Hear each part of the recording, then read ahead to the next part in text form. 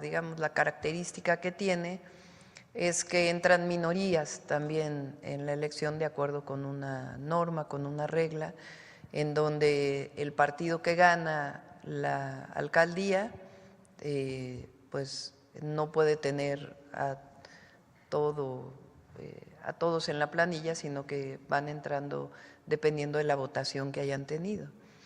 Entonces tiene esa virtud también el que sea por planilla.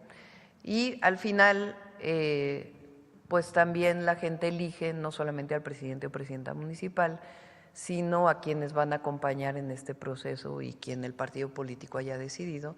En el caso de los municipios de régimen de elección hay también, obviamente, y particularmente en Oaxaca, de usos y costumbres. Entonces, pues es un buen tema, podría ponerse a discusión. Recuerden que está planteado el tema de la ley electoral, que no se presentó, bueno, presentó el presidente en su momento, el presidente López Obrador, una propuesta, se quedó ahí, no fue ni siquiera votada por las comisiones de la Cámara de Diputados, pero hay temas muy importantes de la reforma electoral que es importante que se discutan, y entre ellos este que planteas para la elección de municipios, que vale la pena discutirlo. Por ejemplo, financiamiento a partidos políticos, financiamiento de la selección, cuánto cuestan las elecciones en México, plurinominales, que no se trata de que no tengan representación las minorías, pero el problema de las listas de plurinominales, cómo se eligen, cómo se deciden, quiénes participan.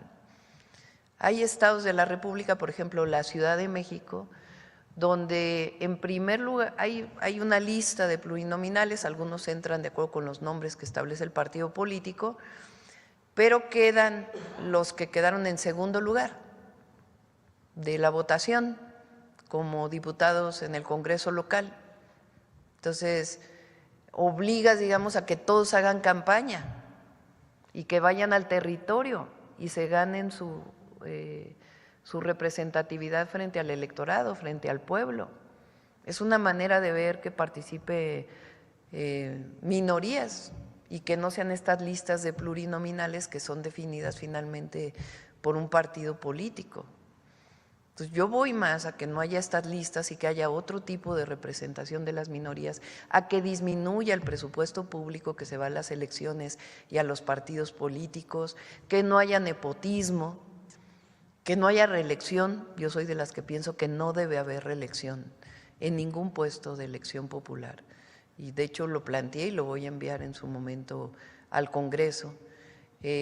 No creo tampoco que deba elegirse a un hermano, un primo, una esposa, un esposo en el siguiente puesto de elección, sea presidente municipal, sea gobernador o gobernadora, principalmente en el Ejecutivo, en donde va una persona y después se propone que vaya el esposo, el hijo, el primo, el papá. Entonces, ese esquema pues es nepotismo, finalmente.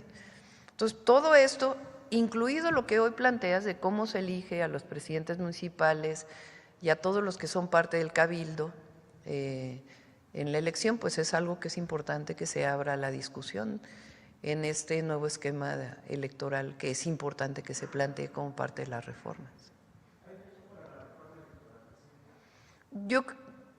Me parece que tenemos que pasar la reforma la votación, perdón, al Poder Judicial y después presentar las otras reformas, aunque el caso de reelección y de nepotismo probablemente lo presente antes.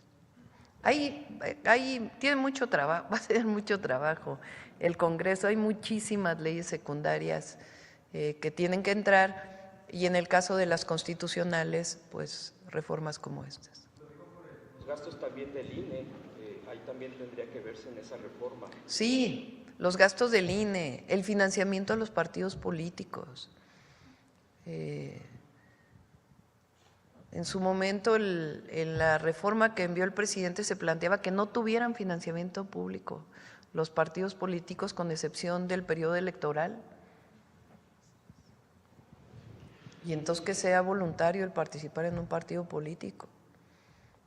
La verdad es que es una buena propuesta. Entonces, todo ello hay que presentarlo y que se abra una discusión en el país. Porque no necesariamente, o sea, el INE tiene 27,000 millones de pesos este año de presupuesto, el 2025, 27,000 millones de pesos. Entonces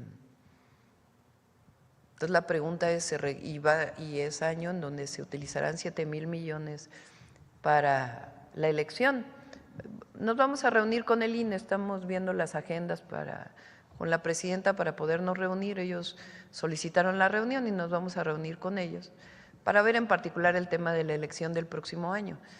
Pero creo que el pueblo de México está de acuerdo que la democracia no conlleva necesariamente un gasto tan oneroso en la elección y en los partidos.